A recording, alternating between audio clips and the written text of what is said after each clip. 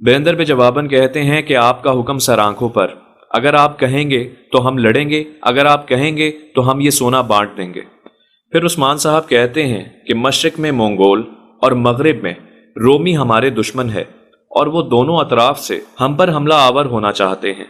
और साथ साथ उस्मान साहब ये भी समझाते हैं कि इस बात से घबराने की ज़रूरत नहीं कि वो लोग तादाद में कितने हैं। हमें तो इस बात पर अल्लाह का शुक्र अदा करना चाहिए कि हम उस दरख्त की मानिंद हैं जिसकी जड़ें फैलती चली जा रही हैं और गरीब, मासूम और लाचार लोग उस दरख्त के तले साए में हैं। और भला काफिरों और जालिमों को उस दरख्त से तकलीफ क्यों ना हो जो दरख्त सबके लिए भलाई का काम कर रहा है। अल्लाह ने हमें ये जिम्मेदारी दी है कि इस ज़मीन पर मौजूद मासूम और बेयार व मददगार लोगों की मदद की जाए, लेकिन काफिरों को ये बात हजम नहीं। यहाँ पर मौजूद हर एक शख्स को एक बात जहन में रखनी होगी कि उसको अपने कारोबार को बढ़ाने और अपने पैसे को बढ़ाने के बारे में नहीं सोचना होगा, बल्कि अपनी फतूहात को और दीन इस्लाम को बढ़ाने के बारे में सोचना होगा। और हम अपने इस मकसद से कभी भी पीछे नहीं हटेंगे, क्योंकि अगर हम रुकते हैं या इस मकसद से पीछे हटते हैं तो जालिम हमें ख़त्म कर देंगे। बीरेंदर बे जवाबन कहते हैं कि हमें कभी भी ये दिन ना देखना पड़े। अभी ये बातचीत जारी होती है कि इतने में साल्तूक बे इजाज़त लेकर उस्मान साहब की खिदमत में हाजिर होते हैं और वो उस्मान साहब को एक तहरीर देता है। उस्मान साहब जब उसे पढ़ते हैं तो उसमें लिखा होता है कि वो लोग बाहर निकलने वाले हैं और हम मुंतज़िर हैं कि आप हमें क्या हुक्म करते हैं। उस्मान साहब ये पढ़ते ही वहाँ मौजूद तमाम तर सरदारों को कहते हैं कि आज का जिरगा ख़त्म हुआ और आप लोग जा सकते हैं। बाहर निकलते ही बीरेंदर बे औक्तम बे से पूछते हैं कि आपको क्या लगता है कि उस्मान साहब को ऐसी कौन सी खबर मौसूल हुई है कि उन्होंने जिरगा ख़त्म कर दिया।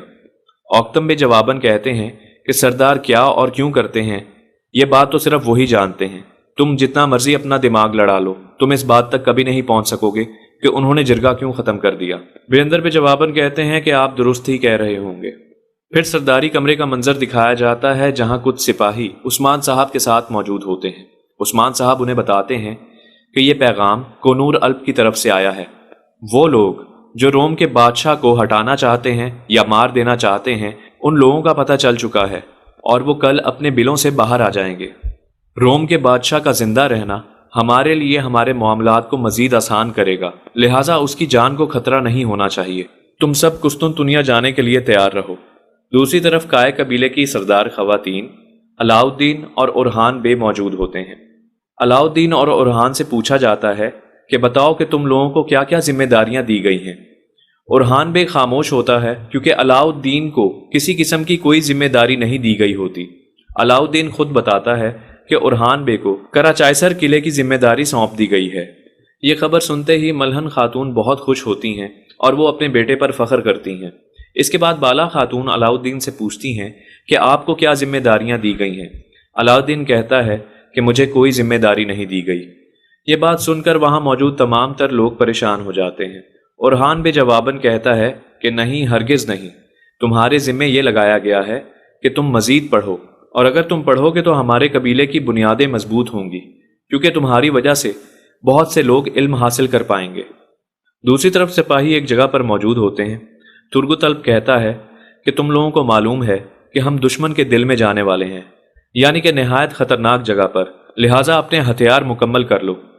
कुतान में जवाब देते हुए कहते हैं कि बेफिक्र रहिए, हम दुश्मन के दिल पर भी जाएंगे और उसके दिल को चीर देंगे।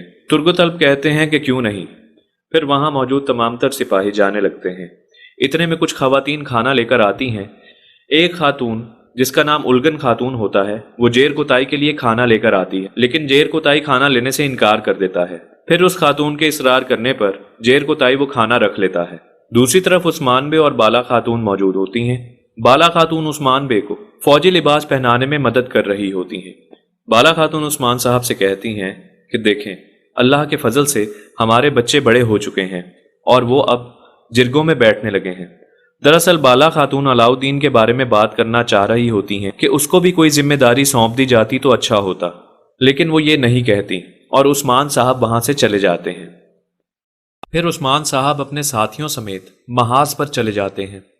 दूसरी तरफ मलहन और बाला खातून के दरमियान बातचीत जारी होती है। मलहन खातून पूछती हैं कि मेरा बेटा अलाउद्दीन कैसा है और वो कहाँ है। बाला खातून जवाब देती हैं वो ठीक है, बस थोड़ा सा परेशान है।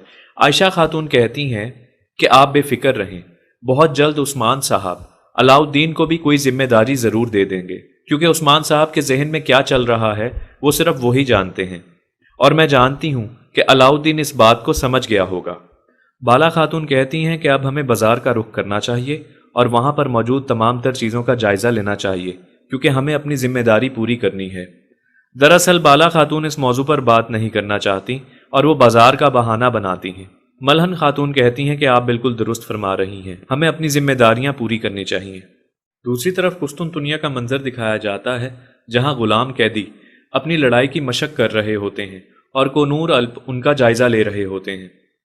اتنے میں وہاں ایک شخص آ کر کونور الپ سے کہتا ہے کہ میں تمہیں پہلے بتا رہا ہوں کہ مجھے کسی قسم کا کوئی مسئلہ نہیں چاہیے، اور وہ ساتھ ساتھ یہ بھی کہتا ہے کہ کل صبح روم کا سورج دوبارہ طلوع ہوگا۔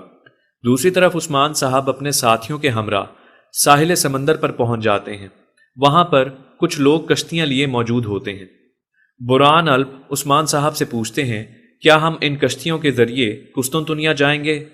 عثمان صاحب جواب دیتے ہیں کہ ہمارے پاس وقت بہت کم ہے، ہم نے آج رات قسطنطنیہ پہنچنا ہے، لہٰذا ہم عام لوگوں کی طرح اس کشتی میں سوار ہو کر قسطنطنیہ پہنچیں گے، لیکن ہمیں مکمل طور پر احتیاط برتنا ہوگی۔ اور پھر وہ دعا کرتے ہیں کہ اللہ ہماری اس مشن میں مدد فرمائے۔ تمام تر لوگ آمین بولتے ہیں۔ عائشہ خاتون، ایکتا مور اور ملہن خاتون بینجی خاتون کے قبیلے میں موجود ہوتے ہیں۔ دراصل وہ وہاں پر ان گھوڑوں کی سیٹ کا معائنہ کرنے کے لیے جاتے ہیں جو ملہن خاتون نے ان لوگوں کو بنانے کے لیے کہا تھی۔ ایکتا مور، عائشہ اور ملہن خاتون جب ان سیٹوں کا جائزہ لیتی ہیں تو ان کو معلوم ہو جاتا ہے کہ یہ صحیح طریقے سے نہیں بنائی گئیں، لہٰذا ان کو بازار میں لے جا کر بیچا نہیں جا سکتا۔ اتنے میں بینجی خاتون وہاں پر پہنچ جاتی ہیں اور ملہن خاتون سے کہتی ہیں کہ اگر مجھے معلوم ہوتا کہ آپ آنے والی ہیں تو میں آپ کا اچھے سے استقبال کرتی۔ ملہن خاتون کہتی ہیں کہ استقبال کا معاملہ اپنی طرف، لیکن سیٹ کو جس طریقے سے بنایا جانا تھا ویسے نہیں بنایا گیا، اور میں اس چیز سے بالکل بھی مطمئن نہیں ہوں۔ بینجی خاتون کہتی ہیں ایسا کیسے ہو سکتا ہے، بنانے والے ہم ہیں، ہم بھی وہی اور چیز بھی وہی۔ ابھی یہ بات چیت جاری ہوتی ہے کہ وہاں الچیچک خاتون آ جاتی ہیں۔ ملہن خاتون بینجی خاتون سے کہتی ہیں کہ جب میں یہ کاٹھیاں اپنے گھڑ سواروں کے لیے استعمال نہیں کر سکتی تو اس کو باہر کیوں بیچوں گی؟ اتنے میں الچیچک خاتون ملہن خاتون سے کہتی ہیں کہ اس بات کا جائزہ اس چیز سے لگایا جا سکتا ہے کہ اپنا کوئی بھی بہترین گھڑ سوار میرے ساتھ ریس میں بھیجیں کہ آپ کے گھڑ سوار کاٹھی میں سے نقص نکالنے کے قابل بھی ہیں یا نہیں۔ بالآخر ایک تمور اور الچیچک خاتون کے درمیان ایک مقابلہ ہوتا ہے۔ الچیچک خاتون وہ مقابلہ جیت جاتی ہیں۔ ان کا گھوڑا تیزی سے واپس ملہن خاتون کے پاس آ کر کھڑا ہو جاتا ہے۔ ایک تمور آرام سے اپنے گھوڑے کو چلاتے ہوئے ملہن خاتون کے پاس واپس آ جاتے ہیں۔ الچیچک خاتون کہتی ہیں کہ اس مقابلے سے اس بات کا اندازہ لگایا جا سکتا ہے کہ آپ کے گھڑ سواروں کی قابلیت کیا ہے۔ ملہن خاتون مسکراتے ہوئے کہتی ہیں کہ ابھی تم بچی ہو، تمہارا وزن کم ہے، لہٰذا تم نے اپنے حساب سے گھوڑے کو دوڑایا ہے۔ ملہن خاتون ایک تمور کے گھوڑے کے پاس جا کر اس کی کاٹھی اٹھاتی ہیں تو اس کاٹھی کی وجہ سے گھوڑے کو بہت برا زخم آیا ہوتا ہے۔ پھر ملہن خاتون الچیچک خاتون سے کہتی ہیں کہ ایک تمور نے اس لیے اپنے گھوڑے کو نہیں دوڑایا کیونکہ اس کو اپنے گھوڑے پر رحم آ گیا، کیونکہ اگر گھوڑے کو تیزی سے دوڑایا جاتا تو کاٹھی خراب ہونے کی وجہ سے گھوڑے کا زخم اور زیادہ بڑھ جاتا۔ اور پھر وہ الچیچک خاتون سے کہتی ہیں کیا تم یہ بات نہیں جانتی کہ گھوڑے تو ترکوں کے پر ہوتے ہیں، اگر ان کا گھوڑا ہی زخمی ہو تو وہ میدان جنگ میں کیا کریں گے؟ دوسری طرف عثمان صاحب اور ان کے ساتھیوں کو دکھایا جاتا ہے جو کہ سمندر کا سفر کر رہے ہوتے ہیں اور قسطنطنیہ سمندر سے ان کو دکھائی دے رہا ہوتا ہے۔ بران الپ جیر کتائی سے پوچھتا ہے کہ مجھے یہ بتاؤ کیا تم قسطنطنیہ میں آذان دینا چاہتے ہو؟ جیر کتائی جواباً کہتا ہے کہ کیوں نہیں، مجھے یہ موقع ملے تو میں کیوں نہ کروں۔ عثمان صاحب جواباً کہتے ہیں کہ وہ دن بھی دور نہیں جب یہاں بھی آذانیں دی جائیں گی، لیکن اس کے لیے ایک شرط ہے کہ ہمیں ایک جھنڈے تلے متحد ہو کر اپنے تمام تر ذاتی مفادات کو ایک طرف رکھتے ہوئے اللہ کی رضا کے لیے جہاد کرنا چاہیے، تو قسطنطنیہ بھی ہمارے ہاتھ میں ہوگا۔ پھر عثمان صاحب چاند کو دیکھتے ہوئے کہتے ہیں کیا تمہیں یہ چاند دکھائی دیتا ہے؟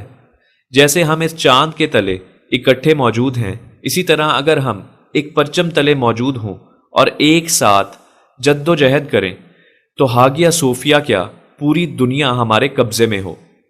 जैसे ही उस्मान साहब और उनके साथियों की कश्ती किनारे पर लगती है तो वहाँ कौनूर अल्प पहले से उस्मान साहब का इंतज़ार कर रहे होते हैं।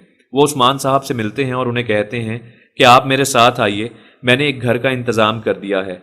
अभी वो उस्मान साहब और उनके साथियों को लेकर जा ही रहे होते हैं कि एक शख्स छुपकर उस्मान साहब और उनके साथियों को कुस्तुनतुनिया में दाखिल होता देखता है, और जैसे ही उस्मान साहब वहां से चले जाते हैं तो वो ये कहता है, कुस्तुनतुनिया में खुशामदीद उस्मान।